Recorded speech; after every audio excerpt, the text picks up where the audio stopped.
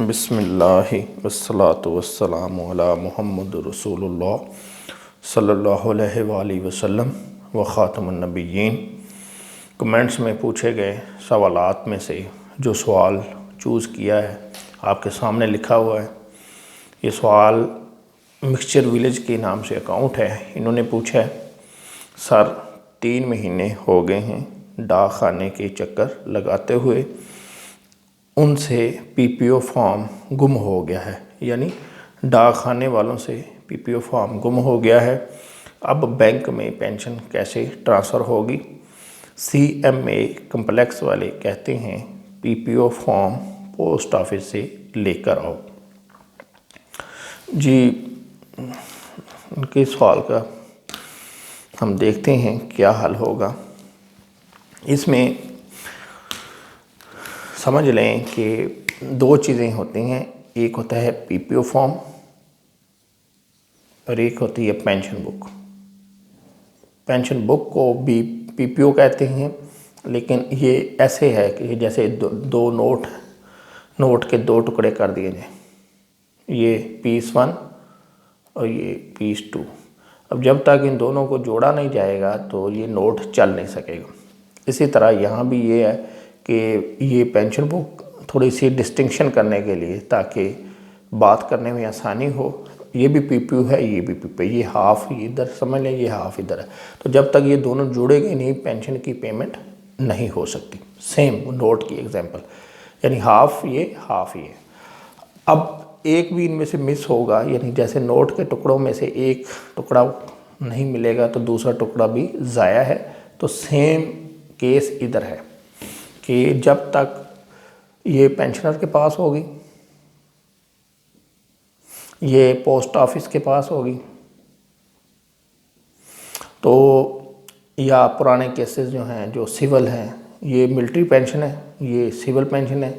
Military pension में डाक खाने से पेमेंट होती है, पोस्ट ऑफिस से, और सिविल पेंशन में बैंक से पेमेंट होती है। तो जब तक ये दोनों जमा नहीं होंगे तो पेमेंट नहीं होगी। यानी जब तक ये दोनों जमा नहीं होंगे, यानी एक भी मिस है, पेमेंट नहीं हो सकती। और जब ये दोनों इकट्ठे हो जाएंगे तो फिर पेमेंट होगी। तो कैसे होगा? पेंशनर बुक अपनी पेंशन लेके बैंक में जाएगा, डाक खाने वाले अपने उस रिकॉर्ड से इसको मैच करेंगे। जब ये दोनों मैच कर जाएंगे तो ये पेमेंट हो जाएगा। अब देखें, पिछले लेक्चर में हमने ये बताया था कि अगर आप डायरेक्ट क्रेडिट पे जाना चाहते हैं तो उसके साथ मुख्तलिफ डॉक्यूमेंट्स बताए थे, वो पुराने लेक्चर देख लें, और ओरिजिनल पेंशन बुक। और ये भी कहा था कि पेंशन बुक जमा करवाने से पहले इसकी फ़ोटो कापी ज़रूर रखें ओरिजिनल जमा करवाते वक्त। तो ये सारी चीज़ें जो हैं, ये पेंशन बुक जो ओरिजिनल है, ये कहाँ चली जाएंगी? अकाउंट ऑफिस के पास।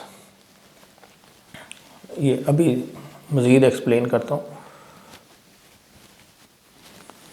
कि जिसने भी डीसीएस पे जाना है वो क्या करेंगे, अपने तमाम जो रिकॉर्ड है, वो एक चीज़ जो लेने वाली है वो है लास्ट पेमेंट सर्टिफिकेट।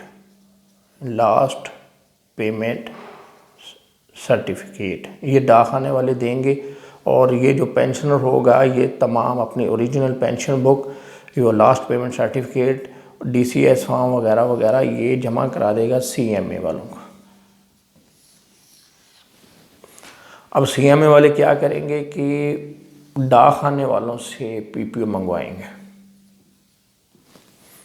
यानी पेंशनर की ये जिम्मेदारी नहीं है कि वो बैंक से पीपीओ कलेक्ट करके सीएमए वालों को पहुँचाए। सीएमए वाले ख़ुद जो हैं वो बैंक वालों से मंगवाएंगे, और पेंशनर की जो पेंशन है वो डीसीएस पे ट्रांसफ़र कर देंगे। पेंशनर का जो काम है वो सिर्फ ओरिजिनल पेंशन बुक और ये जो लास्ट पेमेंट सर्टिफिकेट और दूसरे जो कागजात हैं मुकम्मल करके सीएमए को पहुँचा दें। सीएमए खुद जो है इससे मांगेगा। अब देखें, ये जो सीएमए वाले हैं वो बेजा पेंशनर को परेशान कर रहे हैं। पेंशनर की ज़िम्मेदारी नहीं है, ठीक है। और दूसरी बात कि अमूमन देखने में ये आया है जो प्रैक्टिस चल रही है कि बैंक में पीपीओ पुराने का रिकॉर्ड मिल ही नहीं रहा, तो अकाउंट ऑफिस वाले नॉर्मली कर देते हैं कि भाई पीपीओ की ज़रूरत वैसे भी ख़त्म हो जाती है कि क्योंकि पेंशन बुक इनके पास आ गई, अब ये डुप्लीकेट पेंशन बुक इशू नहीं कर रहे। और पीपीओ ये जो हाफ हिस्सा है, यानी वही में जो एग्जांपल नोट वाली दी है कि ये हाफ नोट जो है ये तो इधर आ गया इनके पास, अब अगर ये ना भी आए तो दूसरा जो हाफ है वो लेने की ज़रूरत नहीं है। तो ये अगर तो बैंक डाकखाने वाले पीपीओ दे देते हैं, वापस मिल जाता है वापस कर देते हैं, वेल एंड गुड। अगर नहीं मिलता, गुम हो गया है, तो उसकी अहमियत ख़त्म हो गई। ये लेना ज़रूरी है कि ये जो पेंशन बुक है जब ये इनके पास आ जाएगी तो पेमेंट नहीं हो सकती, यानी पेमेंट रुक जाएगी। ठीक है, इसलिए आप जो हैं जिन्होंने सवाल पूछा है, आप दोबारा सीएमए वालों से मिलें, उनको समझाएं कि देखिए पेंशन बुक तो मैंने आपको जमा करवा रहा हूँ, जमा करवा दी है या करवा रहा हूँ, ये मुझसे ले लें, तो पेंशन की पेमेंट का जो रिस्क है वो तो ख़त्म हो गया।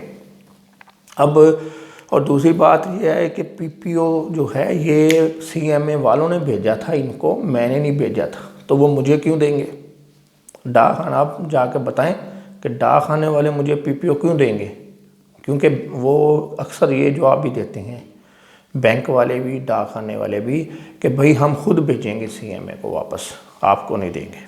ठीक है, और ये तो आप उनको इस तरीके से जवाब दें। उम्मीद तो है जब आप उनसे ये उनको पेंशन बुक सरेंडर करेंगे और सारी चीज़ें देंगे तो वो आपकी बात मान जाएंगे इंशाल्लाह। ठीक है, और अगर वो नहीं आपकी बात मानते तो ये मैं आपको नंबर लिखवा रहा हूँ।